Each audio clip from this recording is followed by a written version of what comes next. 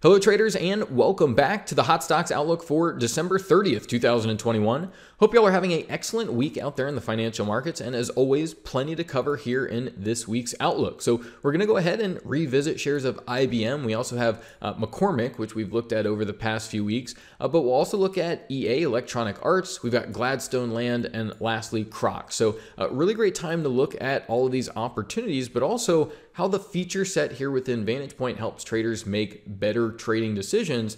Really important going into a new trading year. So we're going to start out here with shares of IBM, and what we have here is daily price action. So each one of these candles is a complete trading day, and right up against the price action, we have a black line and also a blue line. Now, the black line that you're seeing there, that is a simple moving average, and that's a very common technical indicator. And what it does for us here is it looks back over the previous 10 closed prices. It'll add those all together and divide by 10. So what it does is smooths out the price data and lets us know where market prices have been over a given period of time.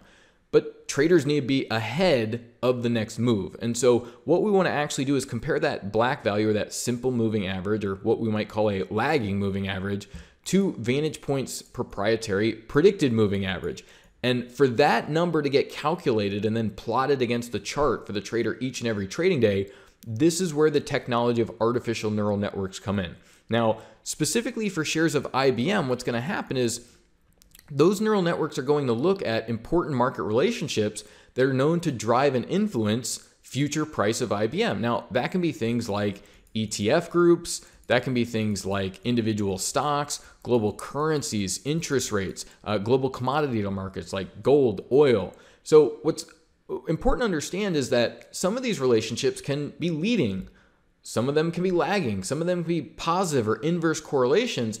And that's what neural networks are able to do, is understand huge amounts of data, synthesize that, and derive the important information that can be pulled out of that. But more importantly, what they're also very good at doing is predicting what's likely to occur next based on that data. And so that's what's going on, is this data is incorporated into generating true price predictions that are then built into these indicators to make them actually forward-looking and predictive. So rather than having a moving average that is just going to get dragged around because of what has already occurred in the market, this is actually going to look forward and actually predict where things are headed next. Now, it's not just that predicted moving average, right? It's just one aspect of this technology being applied to solve all of these different problems. But we can see that as that blue line crosses above the black line, we've seen really nice move in shares of IBM, about a 13, almost 14% rally in the past 21 trading days.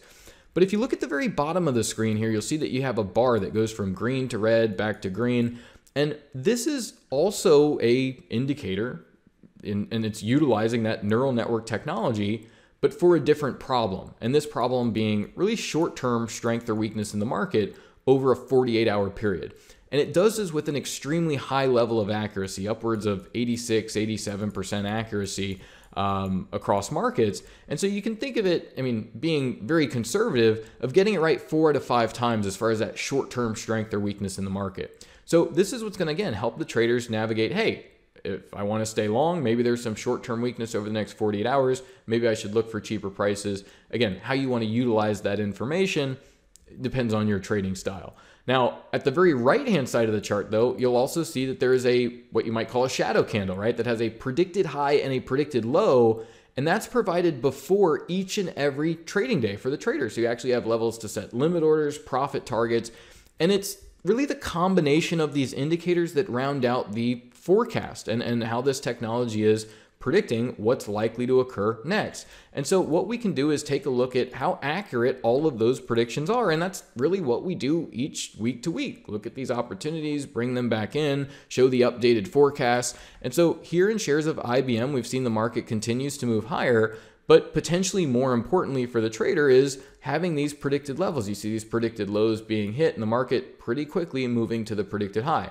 Now, I keep pointing this out week to week, or these trading days like this where you see the market gaps down here, it trades up, and it doesn't quite get to the predicted high. But then the next trading day, it gaps up and immediately goes and hits that predicted high. So the level that's being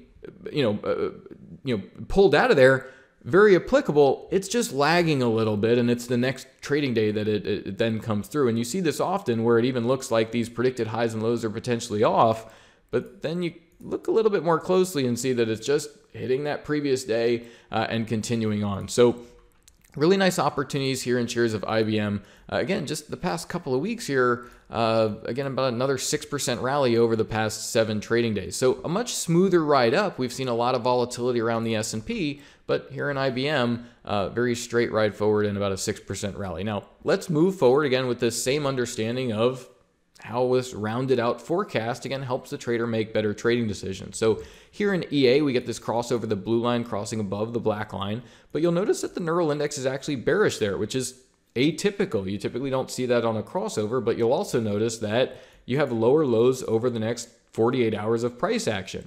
Another way to look at this is if you have an accurate prediction of the predicted moving average, well, expect the market prices to trade below that or potentially towards those intraday predicted lows that Vantagepoint provides. So you see here again that predicted low being hit, saying, hey, anticipate the market may want to move down there. It doesn't quite get down there, but fair enough. Neural index gets bullish and the trend starts moving higher.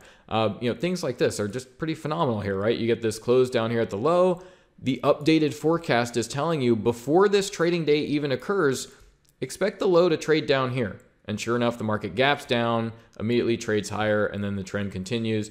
Getting close here, you're not going to hit these predicted highs and lows every day, but still acting as a very good guide as saying, where do you want to look for profit targets?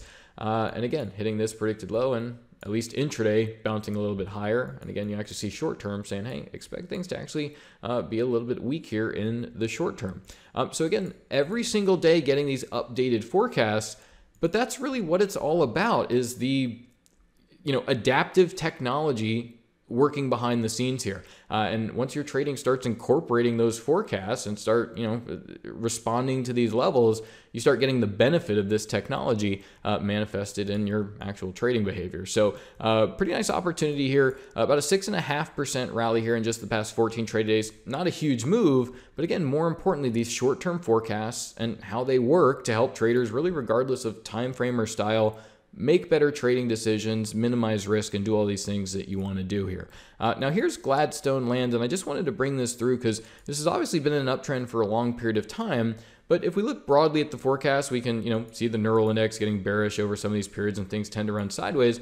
But I just wanted to have some of these longer periods like Gladstone and McCormick here to again highlight some of these predicted highs and lows. And again, you'll see periods like this here where I just love things like this where you move up, and next day you see that you gap down, you go right to that predicted low level, and the trend continues. You see it again here. The trajectory, errs to the upside, right? You blast past the predicted high, but again, this volatility comes in. Where is it moving? To that predicted low level that you had identified, and then the market continues higher here. Really great levels here. Even when the market runs sideways, you have a tool like Vantagepoint, and you can be taking pieces out of the market and still be around for when that trend continues. So again, we see a very similar situation here in McCormick, which is now several weeks we've been bringing this through and just highlighting that there's been some areas of strength. Here you see about a 38% rally.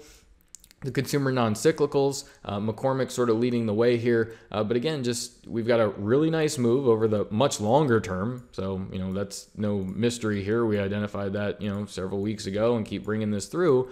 But what about the shorter term here, right? Where all this volatility is coming in. You see you're trading at 87, pushing up on 95 now.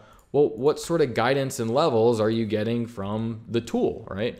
And so you see that, moving forward, you only want to be long. I mean, just some really nice levels here about this is the only day you get, squirrely at all, but just bullishness, right? I mean, very straightforward as far as the overall trend is up. You'd only want to be long, taking profits on longs. You see, neural index gets a little bearish here. You run sideways for the next few days, but once you get bullish, things bouncing higher again. So, we've looked at this opportunity multiple times, but I just want to, again, bring it through, update it.